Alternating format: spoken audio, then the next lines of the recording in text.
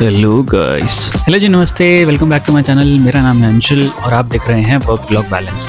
और आज ये वीडियो है Q&A वीडियो, जो कि हमारे 10,000 फॉलोअर्स पूरे हुए थे इंस्टाग्राम पे। तो उसके ऊपर मैंने एक क्वेश्चन डाला था स्टोरी में। तो जो भी आपके क्वेश्चन आए थे मैं वो आज आंसर करने वाला हूँ। If you are new to our channel then do subscribe. और अगर आपने पहले से सब्सक्राइब किया हुआ है तो आपको फिर से सब्सक्राइब बटन दबाने की ज़रूरत बिल्कुल भी नहीं है। तो चलिए बिना ज़्यादा बातों के शुरू करते हैं। ओके, जो हमारा जो पहला क्वेश्चन आया है वो है, एज क्या है आपकी?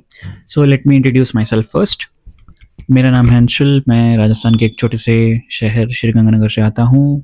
मैंने 12th तक यहीं पे पढ़ाई की है। मैंने कोई कोचिंग वगैरह कुछ नहीं की थी। और फिर मैं गया 1 साल कोटा वाइब्रेंट में इंजीनियरिंग की तैयारी कर रहा था वहाँ पे। जिसके बाद मैं गया, मेरा सिलेक्शन हुआ IIT रुड़की में सिविल इंजीनियरिंग ब्रांच में। फिर उसके बाद मेरा 4th ईयर में प्लेसमेंट हुआ था एक्सेंचर जापान में, इंटरनेशनल प्लेसमेंट। पैकेज नहीं बताऊंगा। So my age is 24. I'm 2000 born. Next question is, initial furniture कहाँ से लेना चाहिए that are pocket friendly fresher shifting to Japan? अगर पॉकेट फ्रेंडली चाहिए तो यार देखो, बेस्ट है कि आप जिस भी एरिया में जा रहे हो वहाँ के इंडियन कम्युनिटी के जो व्हाट्सअप ग्रुप्स हैं उनको ज्वाइन करो। वहाँ पे लोग बेचने का ऐसे डालते रहते हैं कि I am selling this books, I am selling this furniture, I am selling this TV, या जो भी है, फ्रिज, वॉशिंग मशीन, व्हाटएवर। तो वो आप मतलब सेकंड हैंड उनसे ले सकते हो। बस ये होगा कि आपको उनके घर पे जाके और फिर वो चीज़ लेके आनी पड़ेगी घर पे। अगर आपको नया लेना है तो बेस्ट विल बी IKEA या फिर Amazon। आप वहाँ से ऑर्डर करो और वो आपके घर पे डिलीवर कर देते हैं।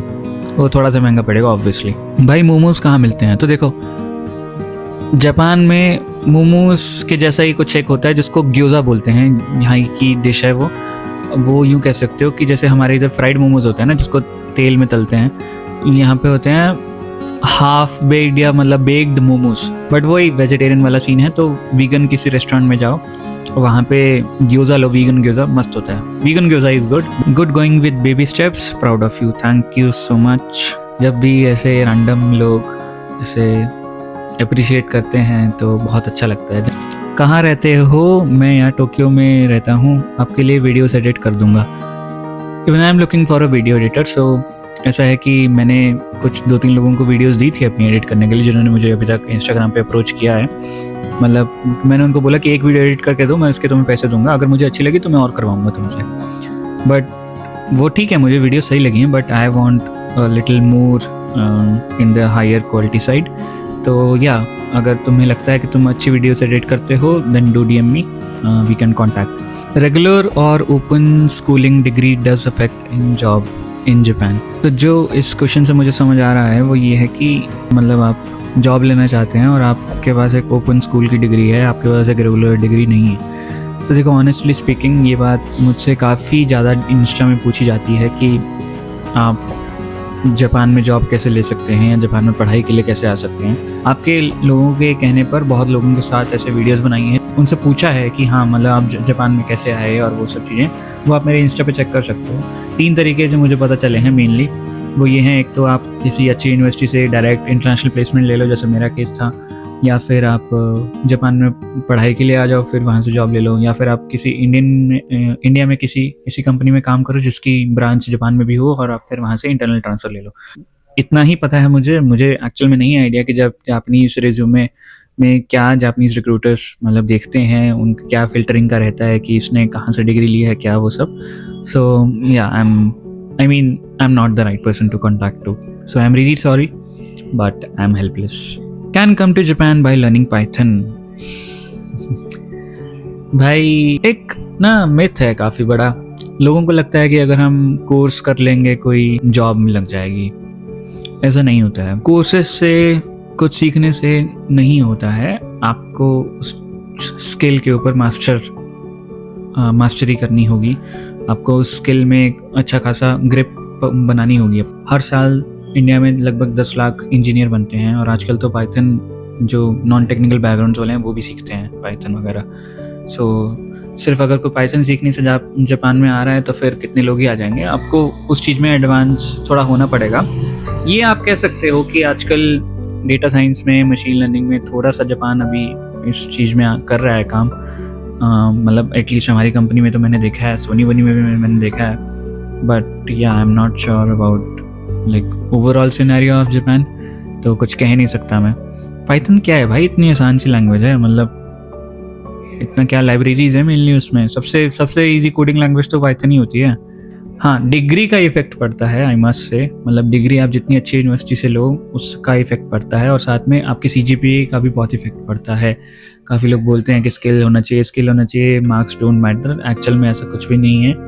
वो ज़माना जो है वो ना जाना नहीं कौन से कितने साल बाद आएगा। अभी के लिए तो चाहे आप यूएस में देख लो, चाहे जापान में देखो, चाहे इंडिया में देखो, कहीं भी देखो, आपके मार्क्स, आपकी सीजीपीए मैटर करेगी।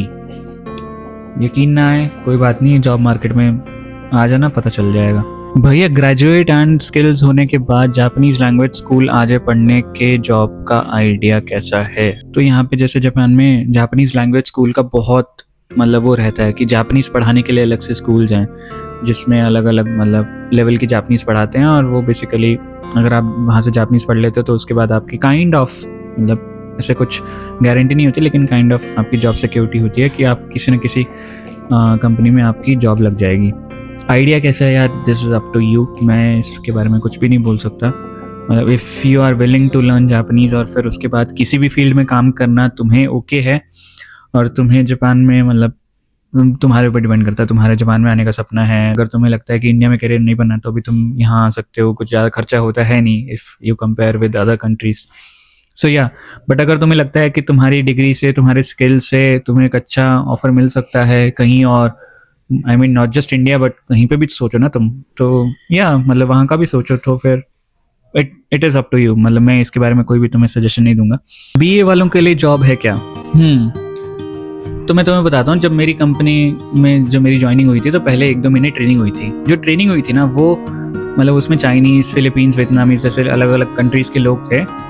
उनमें काफ़ी सारे लोग ऐसे बैकग्राउंड से थे, लिटरेचर, पॉलिटिकल साइंस, सो ऐसे ऐसे बैकग्राउंड से लोग थे। अब आपको लगेगा कि भाई मतलब लिटरेचर, पॉलिटिकल साइंस वाले भी हम लाइक आईटी इंजीनियर्स के साथ ऐसे आईटी जॉब में काम कर रहे हैं, तो देखो वहाँ पे ये फ़र्क आ जाता है कि नंबर 1 उन्होंने जापानीज़ यूनिवर्सिटी से पढ़ाई की है, तो यूनिवर्सिटी का आ जाता है number 1 thing. Degree of course matters. ये कह सकते हो कि उनकी डिग्री लिटरेचर वगैरह में है, लेकिन एटलीस्ट उनकी डिग्री एक बहुत ही अच्छी यूनिवर्सिटी से है। ये भी आता है कि जो कंपनीज़ है, चाहे आईटी कंपनीज़ हैं कोई भी, वो उन बच्चों को उठाती है जिनके एकदम टॉप मतलब जो टॉप जो क्रीम होती है उनको उठाती हैं, जिनके बहुत ज़्यादा अच्छे मार्क्स आते हैं।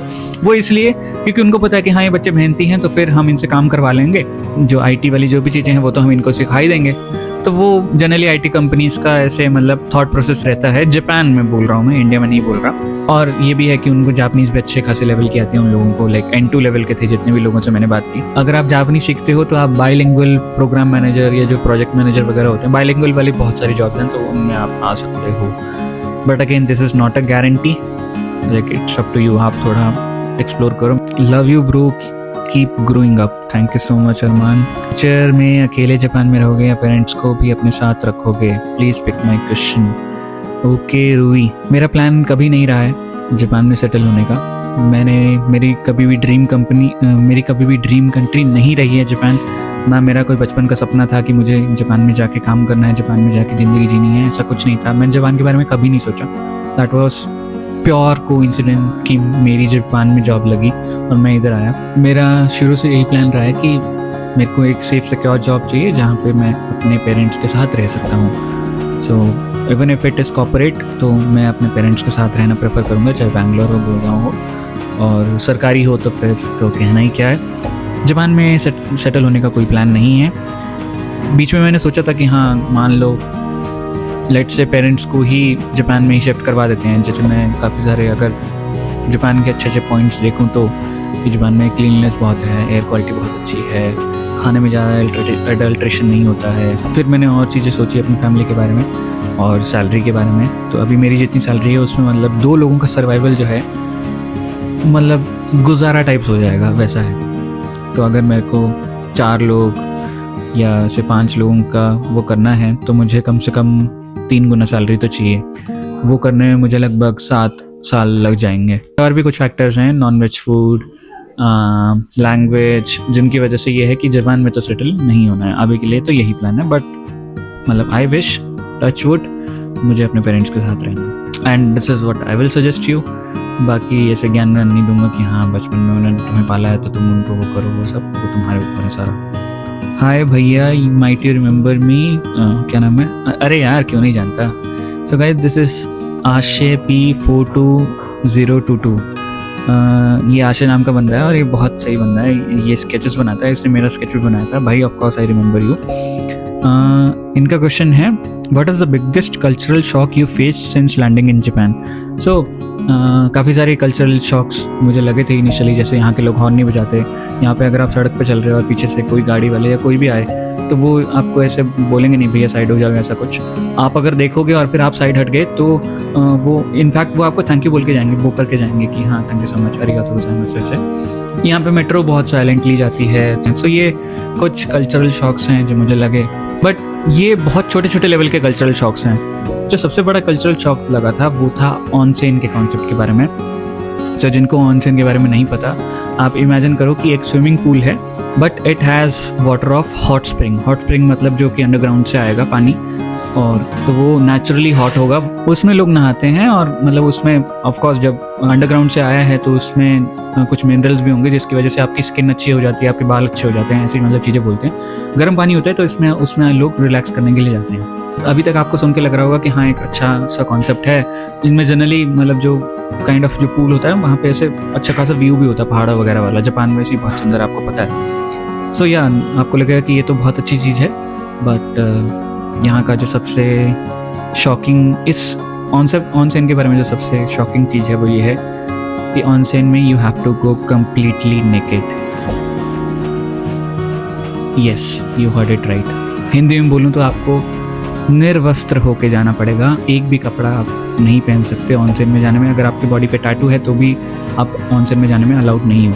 कुछ कॉमन होते हैं बट जनरली जो हैं बॉयज़ अलग और गर्ल्स अलग होते हैं ऑनसेन। एक इंडियन के लिए, एक इंडियन जो कि मतलब जिसको बचपन से यही शेम पपी शेम और उस तरीके की चीज़ें सिखाई गई हैं, तो उसके लिए बड़ा ऑकवर्ड सा हो जाता है ये कॉन्सेप्ट। हालांकि बहुत से इंडियंस हैं जो ऑनसेन्स में जाते हैं, उनको बहुत अच्छा लगता है कि वो रिलैक्सिंग होता है, स्किन अच्छी हो जाती है, अच्छा लगता है, व्हाटएवर। लेकिन मैं आज तक ऑनसेन में नहीं गया, ना ही मेरा जाने का कोई प्लान है। ऑनसेन में ये भी होता है कि पब्लिक के अलावा आप प्राइवेट भी ऑनसेन बुक कर सकते हो, बट अगेन वो महंगा पड़ेगा। What Japanese think about India and Indian people, ever you feel racism. Tough question I would say, क्योंकि इंसान के दिमाग में क्या चल रहा है हम कुछ नहीं कह सकते ना। जापानीज़ लोगों को इंडियन फूड बहुत अच्छा लगता है। काफ़ी जापानीज़ जो है इंडियन रेस्टोरेंट्स में आते हैं तो उनको जो नान करी जो सेट होता है, हमारी इधर की जो नान होती है ना, तो जापान में ऐसे जितने भी इंडियन रेस्टोरेंट है वहाँ पे एक लंबी सी ऐसे ट्रायंगुलर शेप में बड़ी सी नान मिलती है। सो उनको नान और उनको करी मतलब वो चीज़ अच्छी लगती है। उनको लगता है कि हम बहुत ज़्यादा स्पाइसी खाना खाते हैं, विच इज़ ट्रू। उनको लगता है कि Indians are very good at maths, which is also true. Racism की बात नहीं करूँगा मैं, किसी और दिन किसी और वीडियो में करेंगे। जापानीज़ लोगों के अंदर ऐसे सेल्फ एस्टीम बहुत हाई है और वो मतलब अपनी लैंग्वेज को लेके, अपने कल्चर को लेके बहुत प्राउड हैं। ऑफ कोर्स उन्होंने बहुत कुछ किया भी है, मतलब टिल द 90s या 2000s। और जापान ऐसा एक देश है जिसके ऊपर किसी ने कभी राज नहीं किया। जापानीज़ लोगों ने बहुत से देशों के ऊपर राज किया है, तो they have like very leadership वाली हिस्ट्री। से हमें ट्रेनिंग में ये सिखाया गया था कि जो भी सॉफ्टवेयर वाला जो लेबरस काम होता है वो हम इंडिया, चाइना, फिलीपींस इनसे करवा लेते हैं, क्योंकि यहाँ पे हमें जो सॉफ्टवेयर डेवलपमेंट वाला जो लेबरस काम है वो सस्ता पड़ता है। तो वो चीज़ मुझे बड़ी ख़राब लगी थी सुन के, बट क्या ही कर सकते हैं, this is true. All the places to visit for a day और weekend, preferably less crowded ones. Generally ये मैं बताता रहता हूँ अपने इंस्टा पे, बट इसके ऊपर आई थिंक एक प्रॉपर सीरीज़ बनती है, तो या तो फुल वीडियो बनाऊंगा यूट्यूब पे या फिर इंस्टाग्राम पे सीरीज़ के फॉर्म में डालूंगा, बट बनाने ज़रूर वाला हूँ। Are you single?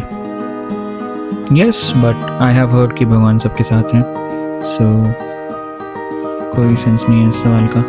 Future plans क्या हैं, लाइक स्टडीज़ और anything else? So future plans मेरे स्टडीज़ के थे, अभी भी हैं कुछ, बट जो पहले थे वो थे या तो मुझे, जैसे मैं सिविल इंजीनियरिंग से हूँ तो मुझे 4th ईयर में था कि मुझे इन्वायरमेंट इंजीनियरिंग में, सस्टेनेबिलिटी वगैरह में या तो मास्टर्स करनी है या PhD करनी है, यूरोप या US से, बेसिकली वेस्ट से, या फिर wanted to go for MBA।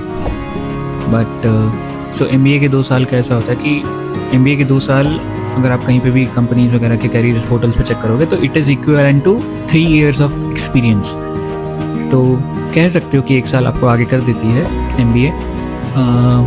मतलब IIM, या मेरा प्रेफरेंस IIM ही था, क्योंकि अगर बाहर से करेंगे तो बहुत खर्चा हो जाएगा, लाइक 1-2 करोड़ के आसपास। स्कॉलरशिप वगैरह मिले तो भी मतलब 80-70 लाख कहीं नहीं गए। और फिर अगर आप बोलो कि हाँ लोन मिल जाता है ये वो सब, तो वो मुझे नहीं करना था। I am already earning. तो यही सीन था कि लेट्स से अगर MBA करने के बाद भी हम यहीं पे ही रहेंगे, मतलब लेट्स से एक्सेंचर में आएंगे, तो फिर क्या फ़ायदा। तो लाइक MBA का प्लान अभी के लिए ड्रॉप्ड है। Yeah, so all the questions I have answered. Thank you so much for the 10K followers on Instagram. आप सबका बहुत बहुत प्यार मिला है, ऐसे ही प्यार मिलता रहे। और मैं भी कोशिश करता रहूँगा कि मैं आपको क्वालिटी कंटेंट जो है वो बैक टू बैक देता रहूँ। Do let me know what you thought about this video. And जैसा कि मैंने स्टार्टिंग में ही कहा था कि आपको ये वीडियो पसंद आएगी, तो अभी तक आपने लाइक नहीं किया है तो you know what to do. अगली वीडियो में मिलते हैं। Till then bye bye, keep learning, keep growing. अपने सेहत का ध्यान रखो, अपने माँ बाप का ध्यान रखो। जय श्री राम।